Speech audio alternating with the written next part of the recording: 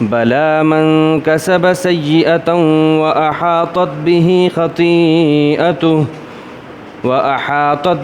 خطيئته فأولئك أصحاب النار هم فيها خالدون والذين آمنوا وعملوا الصالحات أولئك أصحاب الجنة هم فيها خالدون صدق اللہ العظیم۔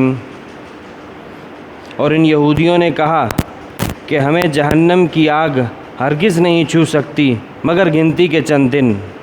اے نبی آپ ان سے کہہ دیجئے کہ انہوں نے اللہ سے کوئی تحریری معاہدہ لیا ہے جو اللہ تعالیٰ ان سے وعدے کی خلاف ورزی نہیں کرے گا؟ یہ بے تحقیق بن جانے اللہ کے اوپر جھوٹ باندھ رہے ہیں۔ کیوں نہیں، بلکہ ہمارا اصول یہ ہے کہ جو شخص بڑی برائی کا ارتکاب کرے گا اور اس کے گناہ اس کا احاطہ کر لیں تو یہی لوگ جہنمی ہوں گے اور یہی لوگ اس میں ہمیشہ ہمیشہ رہیں گے، اور ان کے مقابلے میں جو لوگ ایمان لائے اور نیک اعمال کیے یہی لوگ جنتی ہیں اور یہ جنت میں ہمیشہ ہمیشہ رہیں گے۔ سورۃ البقرہ کی آیت نمبر 80، 81 اور 82 تین آیات آپ کے سامنے تلاوت ہوئی۔ دعا فرمائیے اللہ تعالیٰ آیات کا صحیح مفہوم عرض کرنے کی توفیق عطا فرمائے۔ یہود کی بیماریاں، ان کی خصلتیں، ان کی برائیاں اللہ تعالیٰ بیان فرما رہے ہیں۔ مقصد یہ ہے کہ ہمارے اندر بھی وہ برائیاں نہ آئیں۔ آج کی آیات میں جو اللہ تعالیٰ ان کی ایک سب سے بڑی بیماری اور سب سے بڑی برائی بیان فرما رہے ہیں وہ یہ ہے کہ وہ اپنے بارے میں ایک عجیب قسم کے خیالات اور تصورات میں مبتلا تھے۔ وہ کہتے تھے، جس کی تفصیل اللہ تعالیٰ نے سورۃ المائدہ 6 پارے میں ارشاد فرمائی کہ وقالت الیہود والنصارى نحن ابناء اللہ واحباؤہ، کہ ہم یہودی اور ہم عیسائی اللہ کے چہیتے ہیں، ایسے چہیتے ہیں، ایسے محبوب ہیں جیسے باپ کو بیٹا محبوب ہوتا ہے۔ ہمیں اللہ جہنم میں داخل نہیں کرے گا کیونکہ ہم نبیوں کی اولاد میں سے ہیں۔ اور پھر یہ بھی تھا، یہ بات بھی ان کے ذہن میں تھی کہ ہم موسیٰ علیہ السلام پر ایمان رکھتے ہیں، لہٰذا ان کے بعد عیسیٰ علیہ السلام اور آپ علیہ السلام پر ایمان لانے کی ہمیں ضرورت نہیں۔ رہے بدعمالیاں تو ان بدعمالیوں کی وجہ سے ہم گنتی کے چند دن جہنم میں چلے جائیں گے، اور وہ بھی 40 دن کے قریب ہوں گے۔ بعض مفسر نے لکھا اس کی وجہ کیا؟ وجہ یہ کہ ہمارے آباء و اجداد نے صرف 40 دن بچڑے کی عبادت کی تھی، لہٰذا اسی کے حساب سے ہم جہنم میں جائیں گے۔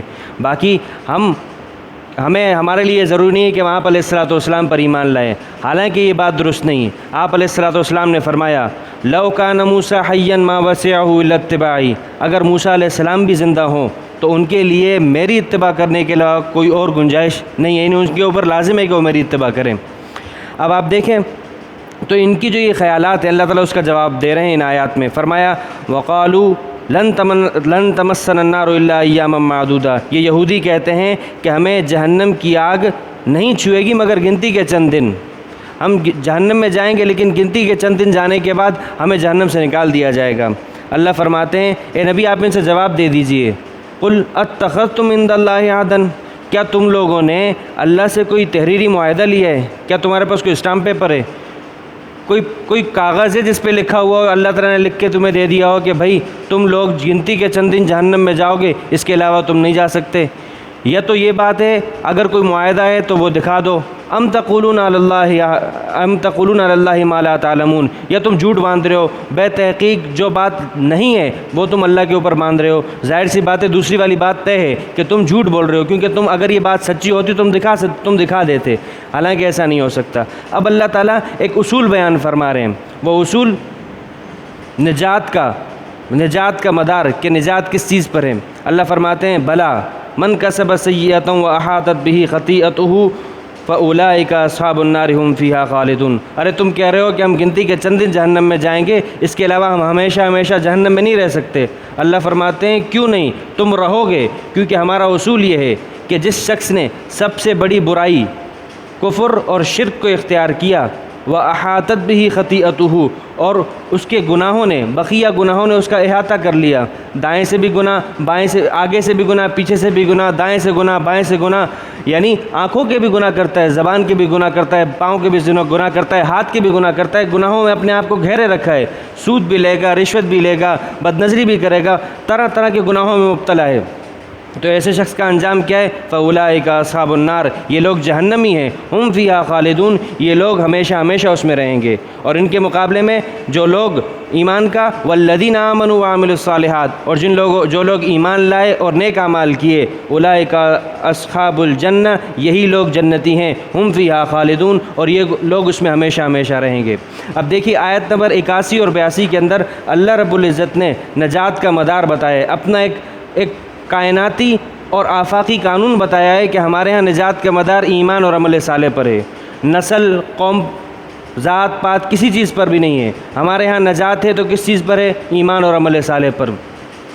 لہٰذا اس میں آج کے زمانے میں ہمارے لیے اس میں بہت بڑی تعلیم ہے۔ آج ہم نے قومیت، لسانیت، علاقائیت، صوبائیت، ان چیزوں کو نجات کا مدار بنا کے رکھا ہے۔ ہم یہ سمجھتے ہیں ہمارا تعلق فلاں قوم سے ہے لہٰذا ہم حق پر ہیں، چاہے کچھ بھی کرتے پھریں، اور فلاں کا تعلق فلاں قوم سے ہے لہٰذا یہ ہمارا دشمن ہے، یہ باطل پر ہے۔ قرآن نے اور احادیث میں ان باتوں کی قطعاً ممانعت اور اس کی مذمت بیان کی گئی ہے۔ یہ چیز تو جاہلیت کی باتیں ہیں۔ آپ علیہ الصلاۃ والسلام کے آنے سے پہلے، تشریف آوری سے پہلے عرب کے لوگوں کا یہ ماحول تھا، ان کا یہ مزاج تھا کہ قبائلی جنگوں میں وہ مبتلا تھے، اپنے آپ کو حق پر سمجھنا اور دوسرے کو باطل پر سمجھنا اور گردنیں کاٹ دینا۔ قرآن کریم جب آتا ہے تو قرآن کریم چوتھے پارے میں کہتا ہے کہ ہم نے اس دین کے ذریعے سے تم لوگوں کو فَأَلَّفَ بَيْنَ قُلُوبِكُمْ، اللہ تعالیٰ نے تمہارے دلوں کو جوڑ دیا، فَأَصْبَحْتُمْ بِنِعْمَتِهِ إِخْوَانًا، اور تم اللہ کے انعام کرنے سے تم سب آپس میں بھائی بن گئے، ورنہ تمہارا حال تو یہ تھا وَكُنْتُمْ شَفَا حُفْرَةٍ مِّنَ النَّارِ، تم تو جہنم کے کنارے پر تھے، تمہارے اور جہنم کے بیچ میں صرف موت کا فاصلہ تھا، یہاں موت آتی اور تم فوراً جہنم میں داخل ہوتے، لیکن اللہ کا انعام تھا کہ اللہ تعالیٰ نے تمہارے اندر بھائی چارگی پیدا کی۔ حضور صلی اللہ تعالیٰ علیہ وآلہ وسلم مکہ سے مدینہ ہجرت کرتے ہیں، سب سے پہلا کام یہ کہ بھائی چارگی پیدا کی قوموں میں، انصار اور مہاجرین، جو پہلے سے موجود تھے مدینہ میں وہ انصار، اور جو ہجرت کر کے آئے مہاجرین، ان کے درمیان مواخات قائم کی، ان کو بھائی بنایا۔ پہلا کام یہی کیا۔ آج ہمارا معاشرہ یہ ہے کہ ہم نے تعصب کے اینکیں لگا دی ہیں، ہمارا تعلق فلاں قوم سے، فلاں صوبے سے، فلاں شہر سے، تو لہٰذا بس ہم نے دوسرے کی مذمت کرنی ہے۔ آپ علیہ الصلاۃ والسلام نے فرمایا، صحیح روایات ہیں، آپ نے فرمایا لیس منا من دعا الی عصبیۃ ولیس منا من قاتل علی عصبیۃ ولیس منا من مات علی عصبیۃ۔ آپ علیہ الصلاۃ والسلام فرماتے ہیں جس شخص نے عصبیت، تعصب کی طرف دعوت دی، اس کی طرف لوگوں کو پکارا تو وہ میری امت میں سے نہیں ہے۔ یعنی آپ علیہ الصلاۃ والسلام نے اس کو اپنی امت سے نکال دیا کہ یہ میری امت مسلمہ میں سے نہیں ہے، کہ یہ قومیت، لسانیت، علاقائیت کی طرف لوگوں کو بلا رہا ہے، ایمان اور عمل صالح جو کہ نجات کا مدار ہے، اسلام ہے، اس کی طرف نہیں بلا رہا۔ آپ نے فرمایا لیس منا من قاتل علی عصبیۃ، اگر کسی نے جھنڈا اٹھایا ہوا ہے، تلوار اٹھائی ہوئی ہے، لڑائی کر رہا ہے اس بنیاد پر، تعصب کی، عصبیت کی بنیاد پر کر رہا ہے، آپ نے فرمایا یہ میری امت میں سے نہیں ہے۔ ولیس منا من مات علی عصبیۃ، اور جس شخص کا انتقال ہو رہا ہے، مر رہا ہے اس حال میں کہ وہ تعصب کی زندگی جی رہا تھا، تو یہ شخص بھی میری امت میں سے نہیں ہے، اس شخص کا بھی میرے اسلام اور میری امت مسلمہ سے کوئی تعلق نہیں ہے۔ اب اتنی بڑی واضح نشانیاں باتیں موجود ہیں، لیکن پھر بھی آج ہماری قوم وہ علاقائیت اور لسانیت کی بنیاد پر بٹی ہوئی ہے۔ اقبال کہتا ہے منفعت ایک ہے اس قوم کی، نقصان بھی ایک، یعنی اس قوم کی نقصان اور نفع تو ایک ہی تھا، ایک ہی سب کا نبی، دین بھی، ایمان بھی ایک، حرم پاک بھی، اللہ بھی، قرآن بھی ایک، کچھ بڑی بات تھی ہوتے جو مسلمان بھی ایک۔ آج ہم بٹ چکے ہیں۔ پھر آگے اقبال کہتا ہے فرقہ بندی ہے کہیں اور کہیں ذاتیں ہیں، کیا زمانے میں پنپنے کی یہی باتیں ہیں؟ کیا زمانے میں ان چیزوں کو ترویج دی جائے گی کہ میں فلاں قوم سے ہوں تو لہٰذا میں حق پر ہوں، یہ فلاں قوم سے ہے تو لہٰذا یہ باطل پر ہے، لہٰذا میرے اس سے قتال ہے، میں اس کے بندے ماروں گا، اس کی جان مال عزت آبرو کی کوئی پرواہ نہیں۔ اقبال نے کہا کہ یوں تو تم سید بھی ہو، مرزا بھی ہو، افغان بھی ہو، تم سبھی کچھ ہو، بتاؤ تو صحیح مسلمان بھی ہو۔ یعنی تم لوگوں نے یہ چیزیں اللہ تعالیٰ نے تعارف کے لیے رکھی تھیں۔ اللہ تعالیٰ سورۃ الحجرات میں فرماتے ہیں انا خلقناکم من ذکر و انثی، ہم نے تمہیں مرد اور عورتوں میں تقسیم کیا ہے، وجعلناکم شعوبا وقبائل، ہم نے تمہیں گروہوں میں بانٹا، اس لیے بانٹا کہ تم ایک دوسرے کو پہچانو۔ اگر یہ قبائل اور قومیت نہ ہوتی تو لوگ ایک دوسرے کو کس طرح پہچانتے؟ یہ تو پہچان کے لیے تھی، لیکن ہم نے ان کو حق و باطل کا معیار بنا دیا۔